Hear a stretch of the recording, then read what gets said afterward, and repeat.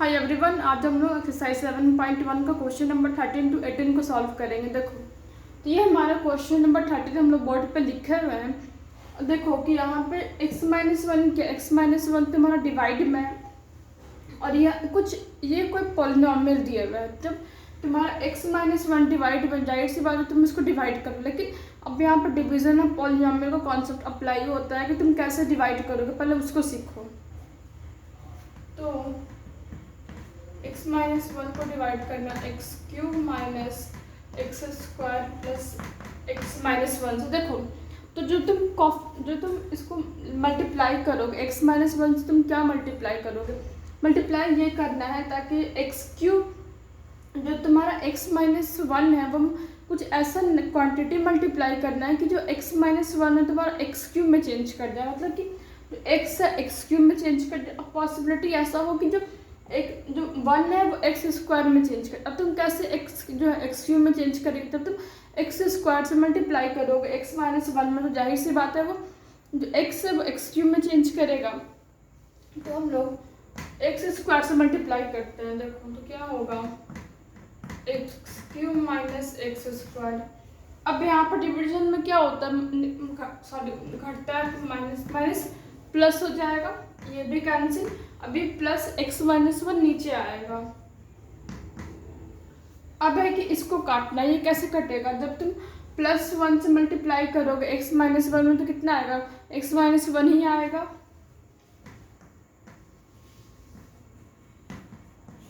अब देखो घटाते हैं, minus plus minus minus minus minus plus, तो कैंसिल हो गया।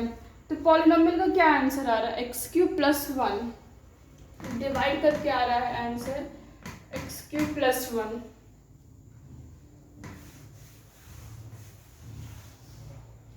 तो देखो फर्स्ट स्टेप हम लोग का हो गया है। लिखोगे इसको डिवाइड करके हमारा इतना आंसर आ रहा है, तो ये इंटीग्रेट होगा। देखो जब तुम्हारा जब इधर जो लिखा हुआ रहता है उसमें अगर बीच में प्लस या माइनस रहे तो वो अलग अलग इंटीग्रेट होता है। तो हम लोग क्या करेंगे, x² अलग इंटीग्रेट होगा, +1 अलग इंटीग्रेट होगा। देखो x² dx + 1 dx। देखो अभी किस फॉर्मूले पे है? x⁴n dx के फॉर्मूले पे। तुम लोगों को फॉर्मूला अच्छे से याद होना चाहिए। अब यहाँ पे n क्या होता है? n कितना x का तुम्हारा पावर दिए, बट यहाँ पे पावर n का 2 है। तो फॉर्मूला देखो, क्वेश्चन ही रेस कर देते हैं पहले। देखो फॉर्मूला का आंसर क्या है कि xn+1, मतलब कि पावर में तुम एक ही जोड़ोगे और वही मतलब फ्रैक्शनल फॉर्म में पावर में, फिर नीचे में n जुटेगा। लिखोगे xn+1 में 2 n+1। अब देखो dx का जो इंटीग्रेशन होता है x होता है, यहाँ पे y रहता है तो y लिखते हैं, तो +x। पहले इसको नोट कर लो, नोट कर लिए, रेस करो। अब देखो 2 + 1 क्या होगा? 3 x³ + x। ये तुम्हारा आंसर है, तुम इसको नोट कर लो। अब हम लोग क्वेश्चन नंबर 14 को सॉल्व करेंगे। नोट कर लिए, रेस कर दो।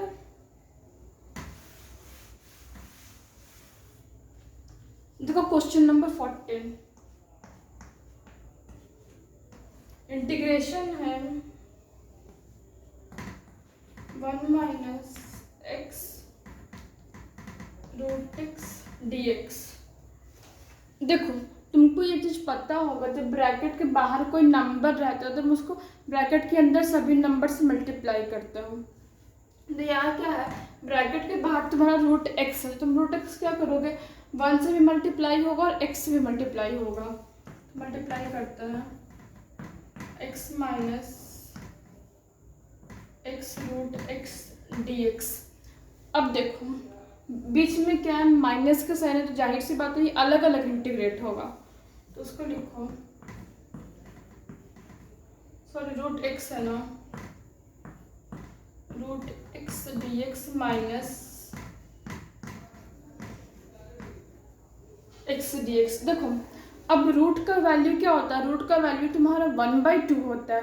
अब रूट को वैल्यू में क्यों चेंज किया, इसका रीज़न ये है ताकि ये पावर के टर्म में 1/2 कुछ पावर है, एक्स का पावर है, तो एक्स की पावर के टर्म में रखने के लिए हम लोग इसको चेंज करते हैं ताकि फॉर्मूले पे अरेंज हो जाए। मेन पर्पस यही रहता है कि फॉर्मूले पे अरेंज करना है।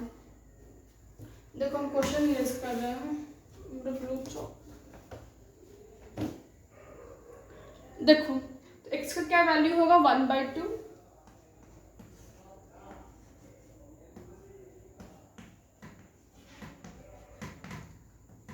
माइनस एक्स, फिर एक्स का रूट, एक्स का वैल्यू तुम लिखोगे 1/2,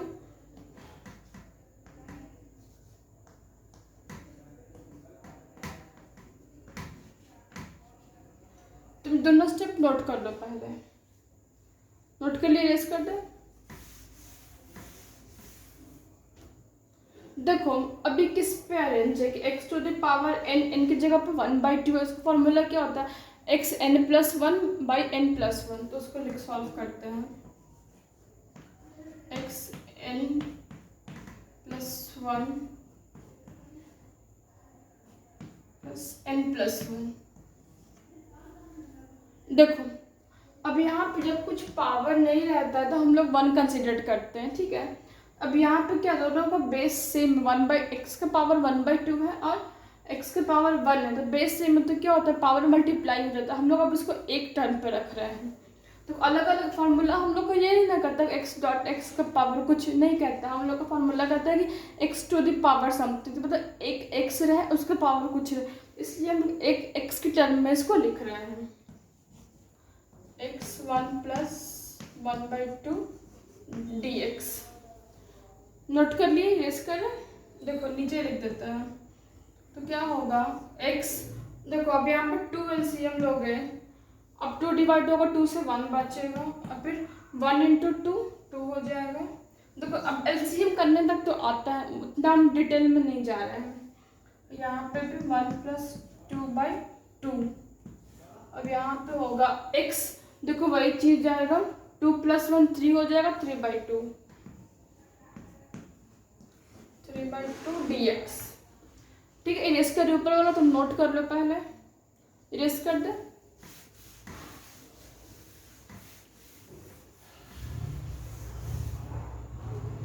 देखो 2 + 1 क्या होगा 3, x to the power 3/2 by, देखो 2 + 1 3 होगा, फिर से ऐसे 3/2, ठीक है।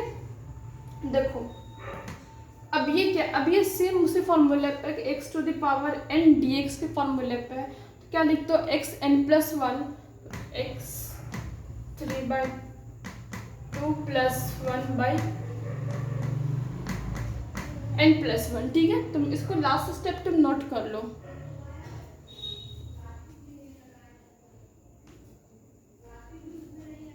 नोट कर लिए, रेस कर दे। देखो ये 2 क्या 2 ऊपर चला जाता है, जब इस पैटर्न पे रहता है ना तो 2 ऊपर चला जाता है, मतलब कि नीचे वाला जो नंबर आता है तो ऊपर चला जाता है। 2/3 x 3/2 माइनस, अब देखो 2 + 1 क्या होगा, सॉरी 1 × 2 2, 3 + 2 5, 5/2, देखो 2 1 × 2 2 हो जाएगा, 3 + 2 5, तो 5/2। अब देखो आंसर पूरा क्या लिखोगे 2/3 3/2, ये जो 2 है वो ऊपर आ जाएगा, तो 2x 5/2 5, तो ये जो हमारा आंसर है, तुम आंसर नोट कर लो। अब हम लोग क्वेश्चन नंबर 15 को सॉल्व करेंगे। 15 क्या करता है, नोट कर लिए, रेस कर दे।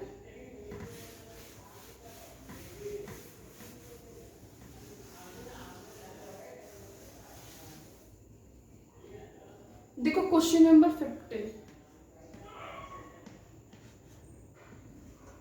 Integration of x 3x² + 2x + 3 dx। Bracket के बाहर रूट एक्स है, तो रूट एक्स क्या होगा, अंदर सभी से मल्टीप्लाई होगा। पहले मल्टीप्लाई कर लेते हैं।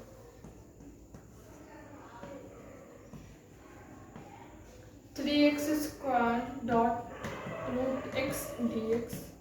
देखो क्या होता है, जब बीच में प्लस या माइनस है तो इंटीग्रेशन अलग अलग होता है, तो हम एक ही स्टेप में कर दे रहे हैं कि रूट एक्स 3x से मल्टीप्लाई भी कर दे रहे हैं और इंटीग्रेट अलग अलग भी कर दे रहे हैं। देखो 2x dot root X D X plus 3 root X D x.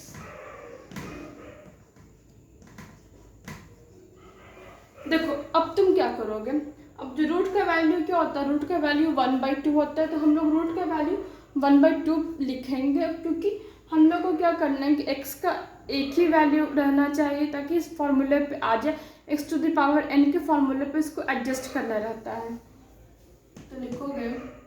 और हाँ देखो, जो कांस्टेंट टर्म होता है ना, मतलब कि जो नंबर होता है उसका ना तो डिफरेंशिएशन होता है ना तो इंटीग्रेशन होता है, तो हम लोग क्या करेंगे, जो 3 मतलब जो नंबर है वो बाहर निकल जाता है इंटीग्रेशन के साइन से, तो इसको बाहर निकाल देते हैं। x² dot x 1/2 dx plus 2, देखते जाओ,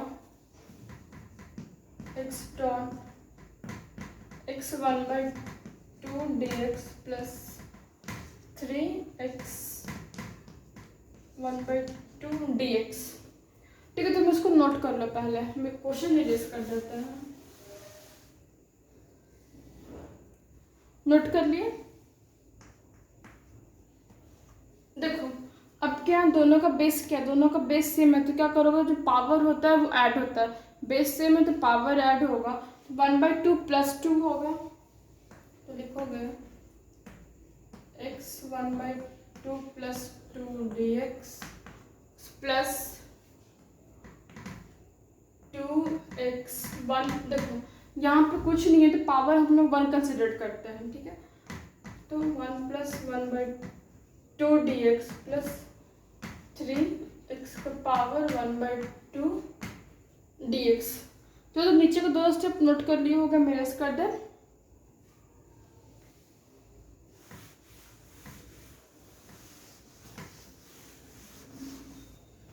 देखो अब बस इसको प्लस करना है पहले। देखो यहाँ पे क्या होगा, यहाँ पे 2 LCM होगा, अब 2 मल्टीप्लाई होगा 2 से 4, 4 + 1 5।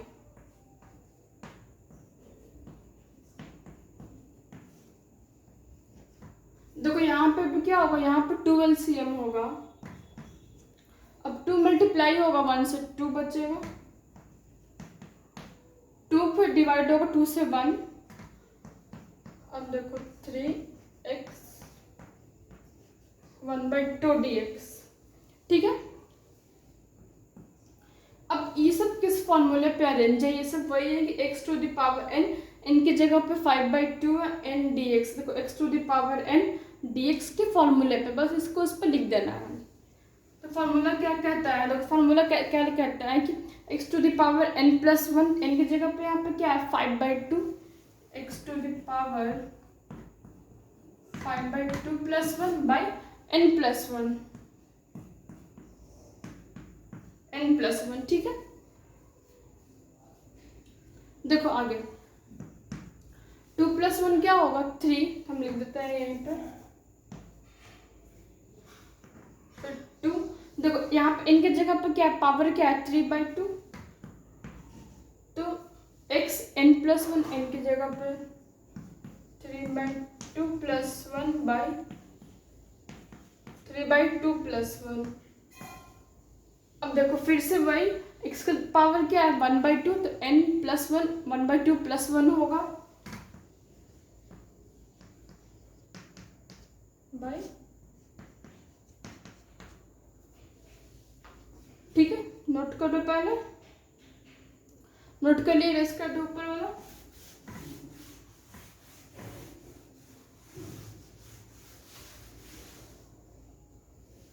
देखो अब ऐड करना है सिर्फ 3 एक्स देखो अब यहाँ पे क्या होगा, यहाँ पे एलसीएम तुम्हारा 2 होगा, 5 + 2 कितना हो जाएगा 7/2।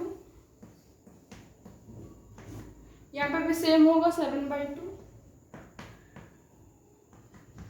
+ 2। अब देखो यहाँ पे एक मिनट, एलसीएम क्या होगा, एलसीएम तुम्हारा 2 होगा तो 1 × 2 क्या होगा 2, 3 + 2 5/2। अब नीचे पे क्या होगा 5/2 + 3। अब देखो यहाँ पे एलसीएम का आंसर तुम्हारा 2 होगा, 1 × 2 2 + 1 3/2,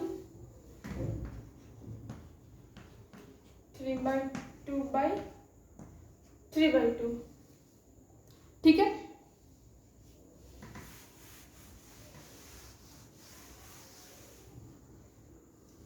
देखो अब यहाँ पे 2 क्या होगा, 2 ऊपर मल्टीप्लाई हो जाएगा, एक मिनट, 2 ऊपर देखो तुमको पहले वाले क्वेश्चन में भी बतलाया था कि जो 2 होता है जो नीचे जो नंबर लिखा हुआ रहता है 3 टर्म पे रहता है तो वो एक नंबर ऊपर चला जाता है सबसे लास्ट वाला।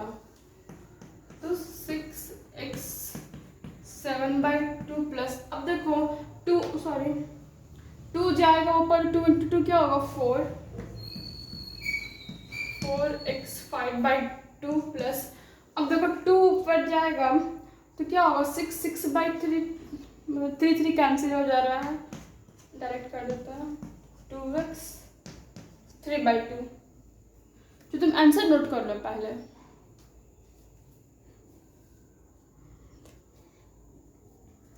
अब क्वेश्चन नंबर है 14 15 हो गया 16। देखो अब लास्ट क्वेश्चन नंबर 16 है सॉल्व करने के लिए।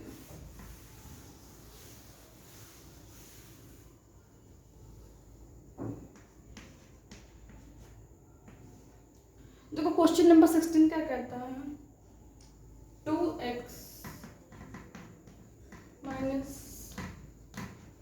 3 cos x + a⁴ x dx। देखो इसको इंटीग्रेट करना है, तुमको हम पहले भी बतलाएं अभी बतला रहे कि अगर प्लस माइनस कुछ भी रहे बीच में मल्टीप्लिकेशन और डिवीजन में नहीं रहे तो इंटीग्रेट अलग अलग होता है। पहले उसको लिख लेते हैं, होगा 2x dx माइनस इंटीग्रेशन में -3 cos x dx plus e⁴ ex dx। अब मोस्ट इम्पॉर्टेंट चीज़ तुमको फार्मूला अच्छे से याद होना चाहिए, तो तुम सब गलत करोगे और कुछ नहीं। देखो अब जो नंबर रहता है, नंबर क्या होता है बाहर निकल जाता है, ना तो उसका डिफ्रेंशिएशन होता है ना तो इंटीग्रेशन होता है। तो यहाँ पे 2 और 3 क्या होगा, वो इंटीग्रेशन के साइन से बाहर चला जाएगा, क्या होगा 2x dx -3 cos x dx e⁴x dx। ठीक है, तुम पहले 2 स्टेप नोट कर लो। नोट कर लिए?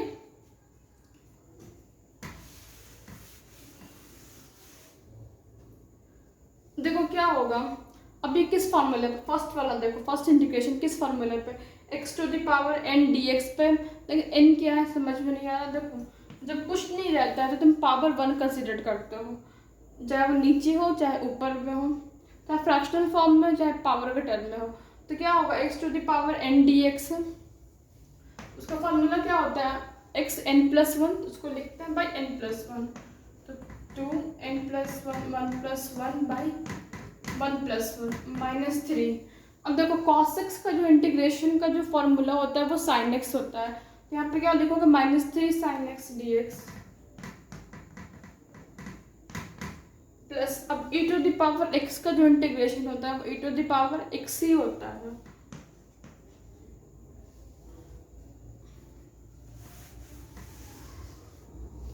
अब देखो 1+1 क्या होगा 2x² 2 क्या हो रहा है, कैंसिल हो जा रहा है, -3 sin x प्लस e⁴x। तो हमारा ओवरऑल आंसर क्या बच रहा है x² -3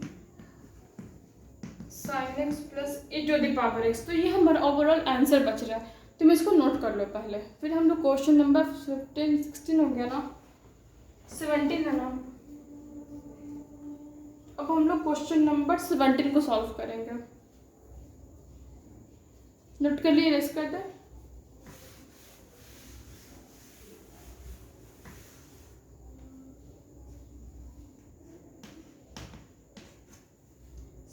करता है integration of 2x² minus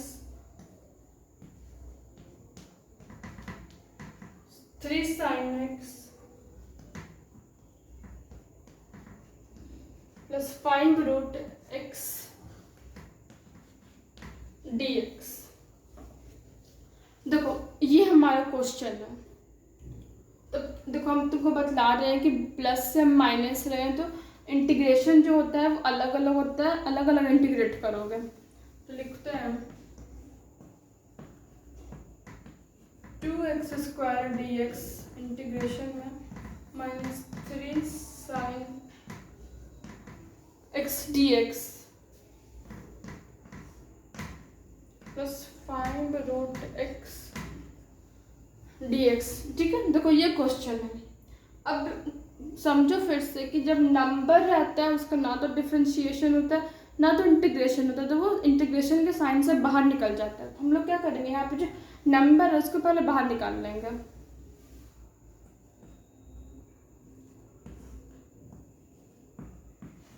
two x² dx minus 3 sin x dx plus 5 root x dx। तुम पहले दो स्टेप नोट कर लो।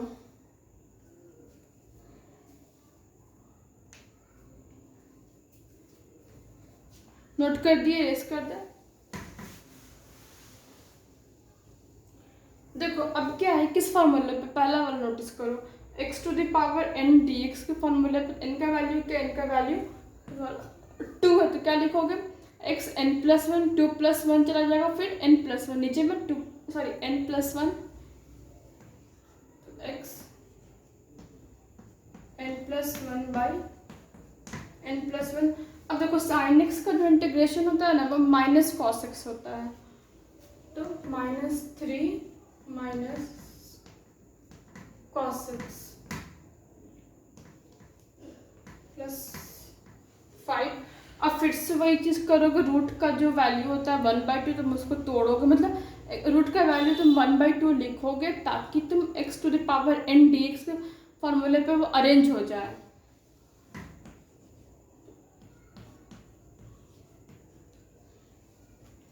तो तुम नीचे का स्टेप नोट कर लो, ये इरेज कर दे, नोट कर लो, नोट कर लिए, इरेज कर दे।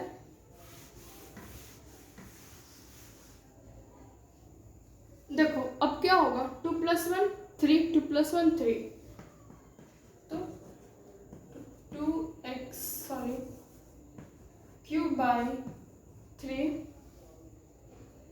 ठीक है, समझ रहे हो ना। अब यहाँ पे तो नेगेटिव नेगेटिव क्या होता है, पॉजिटिव हो जाता है, प्लस 3 cos x प्लस 5। अब देखो x n का पावर, n का वैल्यू क्या है यहाँ पे 1/2 है, तो n+1 मतलब 1/2 + 1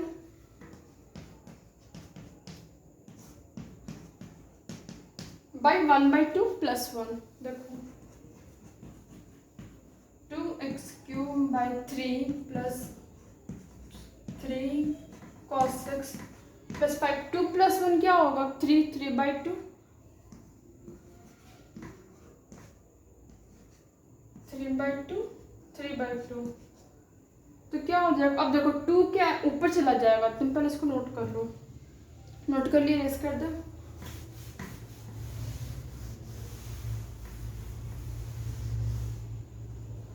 देखो 2 क्या ऊपर चला जाएगा, 10x 3/2 हो जाएगा,